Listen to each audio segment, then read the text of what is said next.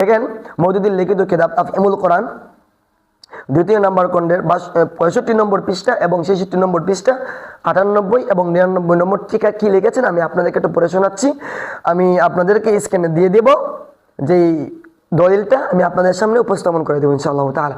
দেখেন মওদুদি লিখেছেন, উনি ওনার লিখিত গ্রন্থ তাফহিমুল কোরআনের মধ্যে লিখেছেন ৯৮ নম্বর টিকায়, উহুদ যুদ্ধে মুসলমানদের পরাজয়ের একটা বড় কারণ এই ছিল যে ঠিক বিজয়ের মুহূর্তেই ধন সম্পদের লোভে তাদের উপর প্রাধান্য বিস্তার লাভ করে বেশি।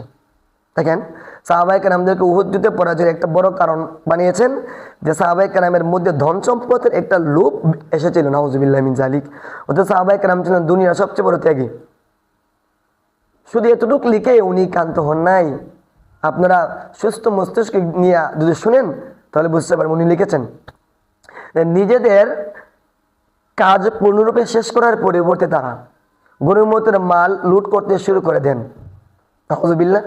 সাহাবায়ে কেরাম ওরা যুদ্ধের কাজ পরিপূর্ণ করার আগেই নাকি সাহাবায়ে কেরাম গনিমতের মাল নিয়ে লুটপাট শুরু করে দেন। নাউজুবিল্লাহ। সাহাবায়ে কেরামদেরকে লুটপাটের আসামি বানিয়ে ফেলেছেন।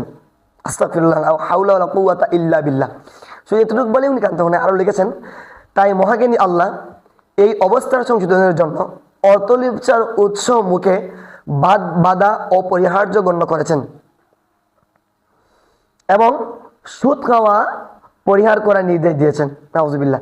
সাহাবায়ে কেরাম সুদ খেতেন এবং আল্লাহ সাহাবায়ে কেরামদেরকে সুদ থেকে বিরত আসার, সুদের এই কাজ থেকে ফিরে আসার জন্য ওদেরকে আদেশ করেছেন। সাহাবায়ে কেরাম নাকি সুদ খেতেন। নাউজুবিল্লাহ। সাহাবায়ে কেরামদেরকে সুদ করে আসামি বানিয়েছে এই লম্পট মওদুদি সাহেব। আরও কি লিখেছেন যে এই সুদের ব্যবসায় মানুষ দিন রাত কেবল নিজের লাভ ও লাভ বৃদ্ধির হিসাবেই ব্যস্ত থাকে। নাউজুবিল্লাহ।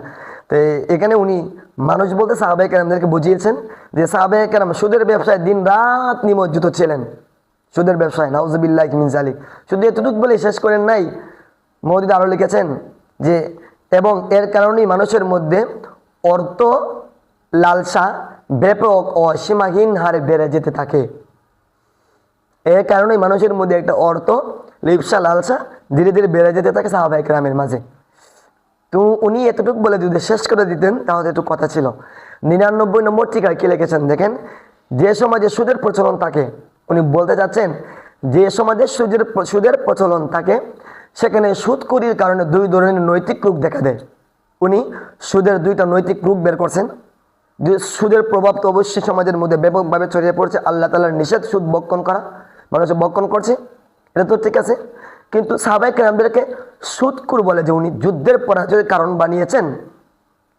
এই অসামাজিক এবং অশিক্ষিত আচরণ মূর্খের পরিচয় উনি দিয়েছেন। নাউজুবিল্লাহ। দেখেন উনি লেখেন যে সমাজে সুদের প্রচলন থাকে সেখানে সুদখোরির কারণে দুই ধরনের নৈতিক রূপ দেখা দেয়। নৈতিক রূপ দেখা দেয়। নৈতিক রূপটা কি? যে সুদ গ্রহণকারীদের মধ্যে লোভ লালসা কৃপণতা স্বার্থবদ্ধতা এবং সুদ প্রদানকারীদের মধ্যে ঘৃণা ক্রোধ হিংসা ও বিদ্বেষ জন্ম নেয়। হ্যাঁ বুঝলাম। যারা সুদ ভক্ষণ করে ওদের মধ্যে লোভ লালসা কৃপণতা স্বার্থবদ্ধতা এবং সুদ প্রদানকারীদের মধ্যে ঘৃণা ক্রোধ হিংসা বিদ্বেষ জন্ম নেয়, এটা ঠিক আছে, মেনে নিলাম। কিন্তু এর আসামি সাহাবায়ে কেরামদেরকে মানালেন কেন আপনি? মওদুদি সাহেবের কাছে আমার প্রশ্ন এবং মওদুদির দল এবং মওদুদির দলের যারা সাপোর্ট করতেছেন ওদের কাছে আমার প্রশ্ন হচ্ছে, আপনারা যে সুদের যে এই কারণগুলো বের করছে মওদুদি, সমাজের মধ্যে একটা বিশৃঙ্খলা কৃপণতা লোভ লালসা স্বার্থবদ্ধতা এবং বিদ্বেষ হিংসা ক্রোধ সৃষ্টি হয়, বুঝে নিলাম তো এগুলো সৃষ্টি হয়, কিন্তু এগুলোর আসামি সাহাবায়ে কেরামদেরকে কেন মানালেন আপনি? মওদুদি সাহেবের ভক্তবৃন্দদের কাছে আমার প্রশ্ন, আপনি ওই সুদের যেটা প্রভাব, এই প্রভাব সাহাবায়ে কেরামের উপর ঢেলে দিলেন কেন আপনি? আপনি সাহাবায়ে কেরামদেরকে মহব্বতের নজরে দেখতে পারেন নাই, আপনি সাহাবা বিদ্বেষের ডাইরেক্ট প্রমাণ হয়ে গেল। আর না হয় সাহাবায়ে কেরামদের উপরে কিসের জন্য আপনি এই সমস্ত অপবাদ এবং নিকৃষ্টপূর্ণ শব্দ আপনি ব্যবহার করবেন? আপনি তো নিকৃষ্ট মানুষে পরিণত হয়েছেন।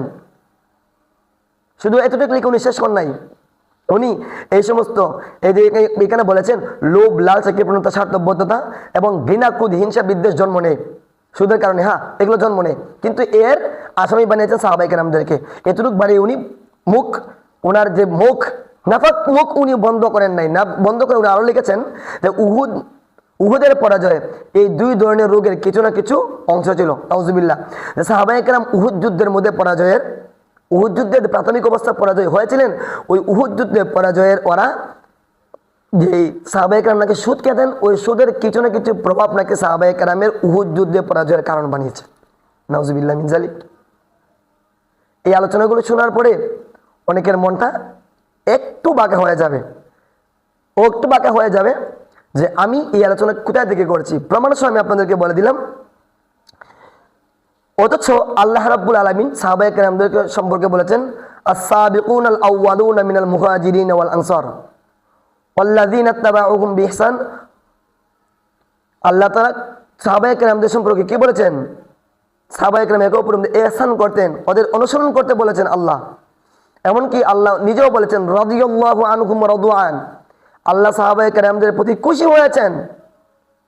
সাহাবায়ে কেরামদের প্রতি পরম করুণাময় মহান আল্লাহ যিনি খুশি হতে পারেন, ওই সাহাবায়ে কেরামদের প্রতি আবুল আলা মওদুদি ওরফে সাহাবা বিদ্বেষী, নবীদেরকে মাসুম মানে না বিদ্বেষী এবং রজমের বিধান আল্লাহ দিয়েছেন, আল্লাহকে জালিম সাব্যস্ত করার মতন এই মওদুদি ব্যক্তি সাহাবায়ে কেরামদের প্রতি কি হতে পারে নাই?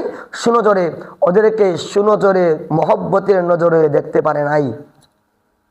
আমি আপনাদের কাছে শেষ কথা এটাই বলছি, আপনারা এই সুস্থ জ্ঞান নিয়ে আমার আলোচনাটা শুনেন, শোনার পরে দেখেন আমি এখানে কি বলেছি। তারপরেও